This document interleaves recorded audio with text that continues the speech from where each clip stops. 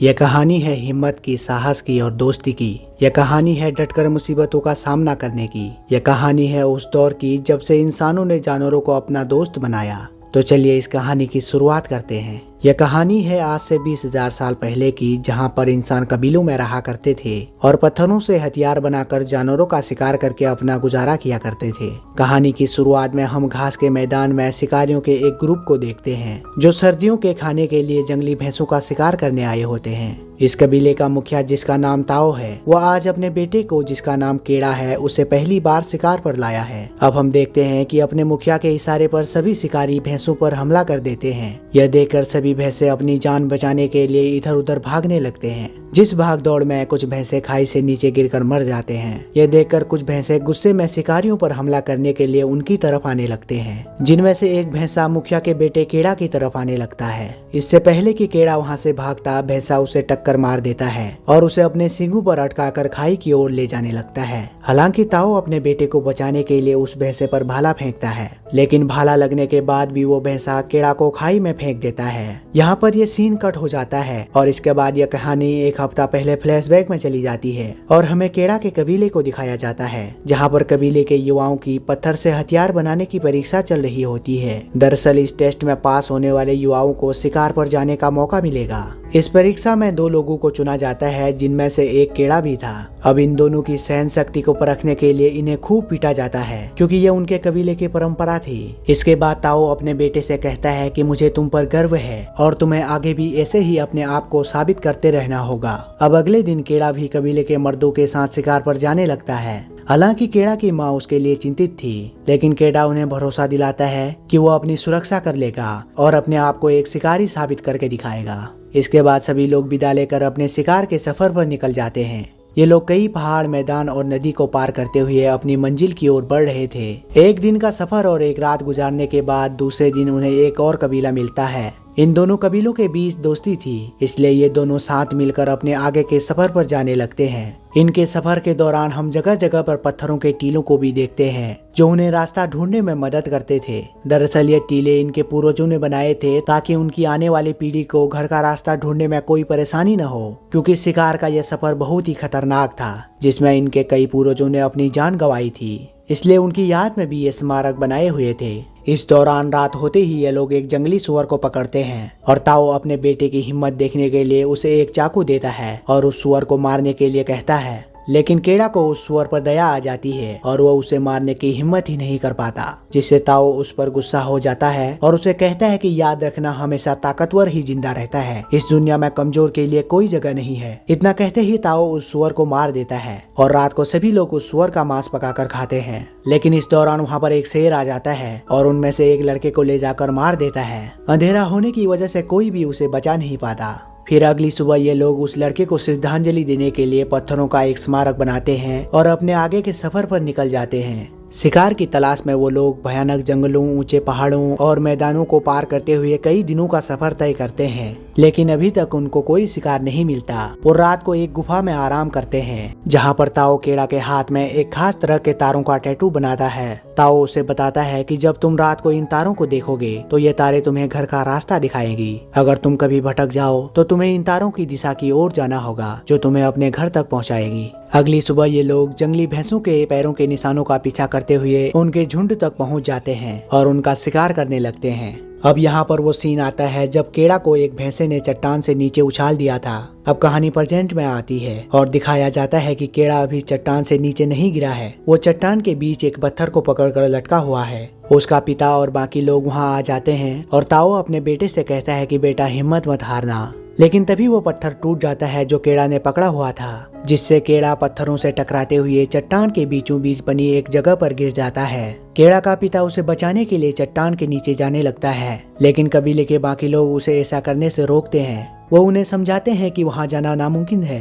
केड़ा अब मर चुका है और हम तुम्हें भी खोना नहीं चाहते। हमारे कबीले के लोगों की रक्षा करना तुम्हारी जिम्मेदारी है और तुम्हें हम सभी को सुरक्षित घर ले जाना होगा। अब ताओ को ना चाहते हुए भी उनकी बात माननी पड़ती है, लेकिन वो पूरे दिन और रात तक चट्टान के किनारे बैठकर अपने बेटे को लगातार आवाज लगा रहा था, लेकिन केड़ा कोई जवाब नहीं देता। इसलिए अगले दिन ताओ और बाकी सभी लोग केड़ा को श्रद्धांजलि देने के लिए पत्थरों का एक स्मारक बनाते हैं और अपना किया हुआ शिकार लेकर अपने घर की ओर चले जाते हैं। उनके जाने के बाद केड़ा के ऊपर एक चील आता है और वो उसे खाने लगता है, लेकिन तभी केड़ा की आंख खुलती है और वो उस चील को नीचे फेंक देता है। दरअसल केड़ा चोट लगने की वजह से बेहोश हुआ था। होश में आने के बाद वो अपने पिता को आवाज देता है, लेकिन उसका जवाब देने के लिए वहाँ कोई नहीं था। अब केड़ा उस चट्टान से उतरने की कोशिश करता है, लेकिन नीचे बहुत गहरी खाई होती है जिससे नीचे उतरना बहुत ही मुश्किल था। लेकिन कुछ ही समय में वहाँ बारिश होने लगती है और खाई में पानी भर जाता है। यह देखकर केड़ा भी हिम्मत करके उस पानी में कूद जाता है, जिससे उसकी जान बच जाती है। लेकिन इस दौरान केड़ा का पैर टूट जाता है। वो अपने टूटे हुए पैर को पत्थर में फंसाकर ठीक करता है और लंगड़ाते हुए चट्टान के ऊपर जाता है, जहाँ वो देखता है कि सभी लोग वहाँ से जा चुके हैं और उन्होंने केड़ा को मरा हुआ मानकर पत्थरों में उसका स्मारक बनाया है। यह देखकर केड़ा निराश हो जाता है और चिल्लाते हुए उन पत्थरों को चट्टान से नीचे फेंकने लगता है। लेकिन तभी वो कुछ भेड़ियों की चिल्लाने की आवाज सुनता है, जिस वजह से वो रात को एक पेड़ के ऊपर सोता है। अगली सुबह वो पानी और खाना ढूंढने के लिए नदी के किनारे जाता है, लेकिन तभी कुछ भेड़िए उस पर हमला कर देते हैं। केड़ा उनसे बचने के लिए एक पेड़ की तरफ भागने लगता है और पेड़ में चढ़ते समय एक भेड़िया केड़ा के पैर को पकड़कर नीचे खींचने लगता है, लेकिन केड़ा उसे चाकू से घायल कर देता है और पेड़ पर चढ़ जाता है। पूरी रात भर भेड़िए उस पेड़ के नीचे ही बैठे थे।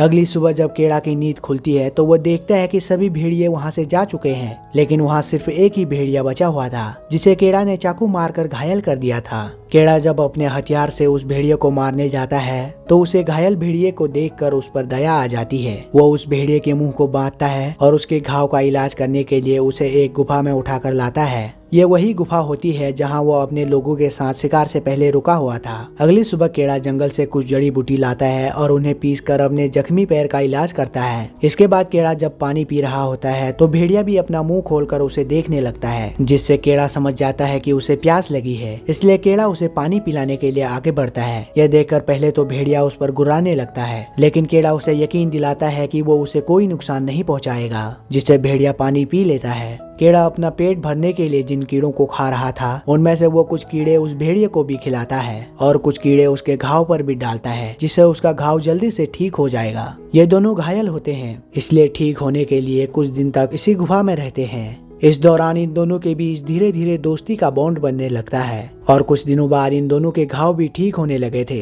एक रात को केड़ा आसमान में उन तारों को देखता है जो उसके हाथ पर बने हुए थे, जिसे देखकर वो कहता है कि अब मुझे अपने घर जाना होगा। और अगले दिन वो तैयार होकर अपने घर की ओर जाने लगता है और उस भेड़िए से भी कहता है कि तुम्हें भी अपने घर जाना होगा, क्योंकि जल्द ही यहाँ बर्फ पड़ने वाली है। यह कहने के बाद केड़ा अपने घर की ओर जाने लगता है, लेकिन वो देखता है कि भेड़िया भी उसके पीछे पीछे आ रहा है। हालांकि केड़ा कई बार उसे अपने से दूर भगाने की कोशिश करता है, लेकिन फिर भी वो लगातार उसके पीछे आ रहा था। इस दौरान ये दोनों एक सुअर को देखते हैं। यह देखकर भेड़िया जल्दी से उसका शिकार करने के लिए जाता है, लेकिन वो शिकार नहीं कर पाता। यह देखकर केड़ा को लगता है कि शायद इसे भूख लगी है, इसलिए वो उसे कुछ कीड़े खाने को देता है और पहली बार वो भेड़िया उसके हाथ से उन कीड़ों को खाता है। अब इन दोनों के बीच दोस्ती होने लगी थी। अब भेड़िया एक खरगोश का शिकार करता है, जिसे ये दोनों आग में पकाकर खाते हैं और रात को एक साथ सो जाते हैं। और जब सुबह होती है तो वो भेड़िया केड़ा के मुंह को चाट कर उसे उठाता है। यह देखकर केड़ा उससे कहता है कि तुमसे बहुत बदबू आ रही है, इसलिए वो उसे लेकर एक नदी में जाता है और ये दोनों नहाने लगते हैं। और इसी तरह से वो अपने सफर में आगे बढ़ने लगते हैं और कुछ दिनों में वहाँ बर्फ पड़ने लगती है। फिर भी ये अपने घर की ओर बढ़ रहे थे और एक साथ मिलकर शिकार करने लगे थे। केड़ा अब उस भेड़िए का नाम अल्फा रखता है। जब एक रात को ये दोनों आग जलाकर बैठे होते हैं, लेकिन तभी उसके सामने कुछ और भेड़िए आ जाते हैं। दरअसल ये अल्फा का परिवार था। केड़ा अल्फा से कहता है कि तुम्हें अपने परिवार के साथ जाना चाहिए और अल्फा उनके साथ चले जाता है और अगले दिन केड़ा अकेले ही अपने घर की ओर जाने लगता है। अब सर्दियां बहुत बढ़ चुकी थी और लगातार बर्फ के तूफान आते जा रहे थे और बहुत तेज ठंड पड़ रही थी,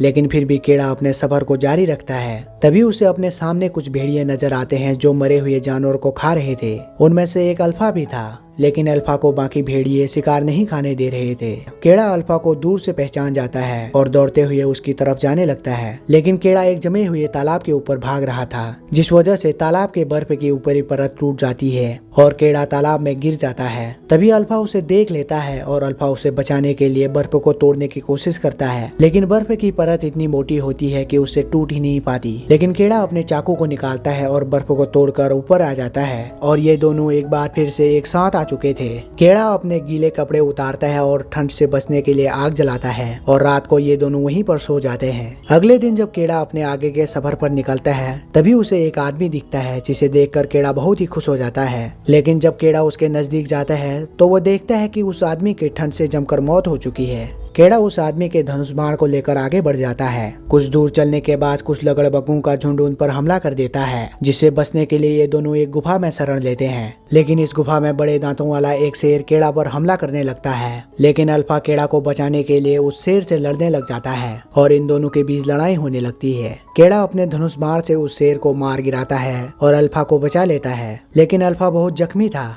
इसलिए केड़ा उसके जख्मों पर मरहम लगाता है और अल्फा से कहता है कि अब तुम हम में से एक हो, मैं तुम्हें कुछ नहीं होने दूंगा। और अगले दिन फिर से ये दोनों अपने आगे के सफर पर निकल जाते हैं। अब केड़ा को रास्ते में पत्थरों का वो टीला मिल चुका था जो उनके पूर्वजों ने बनाया था। इसका मतलब ये था कि केड़ा सही रास्ते पर है और अब उसका घर ज्यादा दूर नहीं है। यह देखकर केड़ा बहुत खुश हो जाता है और बर्फीले तूफानों से होकर आगे बढ़ने लगता है। लेकिन कुछ समय बाद अल्फा घायल होने की वजह से वहीं पर गिर जाता है, जिससे केड़ा उसे अपनी गोद में उठाकर आगे बढ़ने लगता है। लेकिन कुछ दूर जाने के बाद केड़ा भी थक चुका था। अब उसके शरीर के अंदर आगे बढ़ने के लिए बिल्कुल भी ताकत नहीं बची होती है, जिससे वह थक कर बर्फ में लेट जाता है और उसकी आंखें भी बंद होने लगती है और वो एक सपना देखता है और वो सपने में देखता है कि कैसे शिकार में आने के पहले दिन उसकी माँ उसके लिए चिंता कर रही थी और केड़ा के पिता उसकी माँ को कह रहे थे कि मेरा बेटा कमजोर नहीं है और एक न एक दिन वो अपने आप को जरूर साबित करके दिखाएगा। यह देखकर केड़ा जाग जाता है और पूरी हिम्मत और ताकत से अल्फा को अपनी गोद में उठाकर आगे बढ़ने लगता है। वो लगातार आगे बढ़ता है और आखिरकार अपने घर में अपने कबीले में पहुंच जाता है। केड़ा के माता पिता जब अपने बेटे को जिंदा देखते हैं तो वो बहुत ही खुश हो जाते हैं। आखिरकार उनके बेटे ने मौत के मुंह से वापस आकर अपने आप को साबित कर दिया था। केड़ा के साथ एक भेड़िए को देखकर वो हैरान हो जाते हैं, क्योंकि आज पहली बार किसी ने एक जिंदा भेड़िए को अपने कबीले में लाया था। केड़ा अपने पिता से कहता है कि पिताजी इसको बचा लीजिए। इतना कहते ही वो बेहोश हो जाता है। जब केड़ा को होश आता है तो वो देखता है कि वो कबीले के अंदर है और अल्फा भी उसी के पास जख्मी हालत में लेटा है, जहाँ पर एक औरत उसका इलाज कर रही है। तभी वो औरत देखती है कि अल्फा ने कुछ बच्चों को जन्म दिया है। वो उसमें से एक बच्चे को उठाती है। स्वागत है तुम्हारा इस कबीले में। दरअसल कबीले वालों ने भी अब अल्फा और उनके बच्चों को स्वीकार कर लिया था। केड़ा अल्फा के पास जाता है और उससे कहता है कि सब ठीक हो जाएगा। इसके कुछ दिन बाद दिखाया जाता है कि अब सर्दियां खत्म हो चुकी है। अल्फा और केड़ा भी अब ठीक हो गए हैं और अल्फा के बच्चे भी अब बड़े होने लगे हैं। अब यहाँ से इंसानों के विकास के नए दौर की शुरुआत होती है, जहाँ से इंसानों ने जानवरों को अपना दोस्त बनाना शुरू किया और अंत में दिखाया जाता है कि कबीले के हर एक शिकारी के साथ अपना एक शिकारी भेड़िया है जो उनका अपना साथी बन चुका है। केड़ा की ये कहानी हमें सिखाती है कि किस तरह से उसने दया, प्यार और विश्वास से खूंखार जानवर को भी अपना दोस्त बनाया और साहस, विश्वास और सफर पर डटे रहने से नामुमकिन को भी मुमकिन कर डाला। उम्मीद करता हूँ कि आपको ये कहानी पसंद आई। अगर पसंद आई तो वीडियो को लाइक और चैनल को जरूर सब्सक्राइब कर देना। मिलते हैं किसी और कहानी के साथ। Thanks for watching. Take care. Bye bye.